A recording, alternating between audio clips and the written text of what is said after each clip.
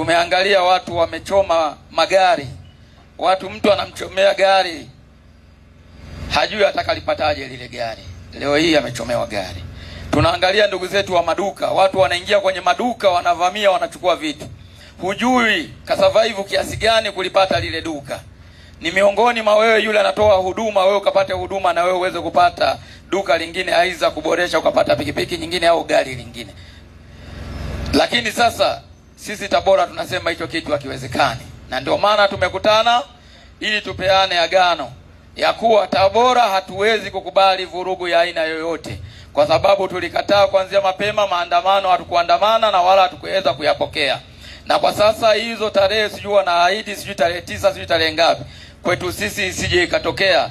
Tumeona tukipewa lockdown tu ya masaa mangapi tunapata shida hapa. Tulizuiliwa mafuta ya siku moja, shida tulioipata anajua Mungu. Sasa tungekaa ndani zile siku mbili, tumeshazoea kununua unga wa kilo 1, kilo 2. Tutakula nini? Hata kama una hela unakosa pa kwenda kununua, utaenda wapi?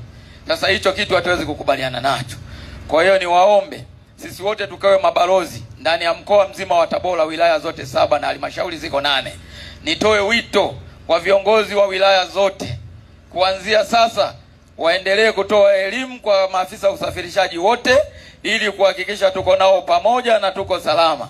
Na wenyewe wawape taarifa muda wote, usiku na mchana, na zile taarifa waweze kuwa viongozi wa wilaya. Anaojiona ni kiongozi, akiwa ni mjumbe ni kiongozi. Umepewa taarifa ya uhalifu, toa taarifa kwenye serikali yetu. Wapo ambao tunawastahili kuwapa taarifa, lakini na wewe fuatilia ile taarifa yako. Ikiwa kama ni ya uonevu, tuhakikishe yule mtu asionewe. Tusifanye kazi kwa majungu kupeleka taarifa ambazo sio sahihi, ila tupeleke taarifa ambazo ni sahihi, ili tuweze kuiokoa nchi yetu na kuokoa mkoa wetu. Na imani uongozi uliopatikana ndio wananchi ambao walioweka madarakani, na kwa uwezo wake Mungu, hata ukisema yule aondoke, wewe hautokaa pale, kwa sababu kama Mungu hajakupangia kukaa pale, huwezi kukaa pale.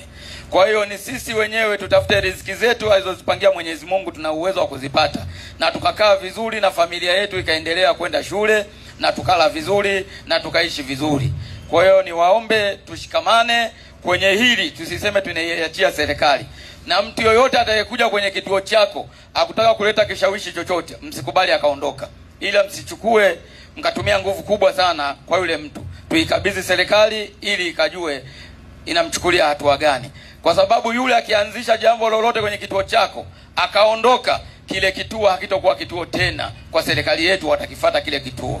Kwa hiyo wote itakuwa ni kazi ya viongozi kwanza kuwafuatilieni ambaye hamjahusika na lile jambo. Kwa hiyo unapokuja mtu yote kwenye kituo chako, toa taarifa. Aidha ulipopita, toa taarifa. Ndani ya mkoa mzima sitarajii kusikia kuna wilaya ambayo itakuwa na jambo lolote la kivurugu ambao tutahusishwa. Sisi tunahusishwa kwa sababu wale watu wanatumia pikipiki.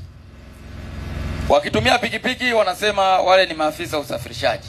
Na ndio maana unaona tumeenda mbali, na Mungu akipenda ni baada ya hizi vurugu zao tu ambazo za wahuni wachache wamalize, tunaingia mikoa ya wenzetu wameshaingia kwenye mfumo wa database, na sisi tunaingia, na tutakuwa tuna mavazi kama haya ambayo nimeyavaa, na mavazi haya yanatolewa na serikali, yatakuja bure kwa maafisa usafirishaji, mtayavaa.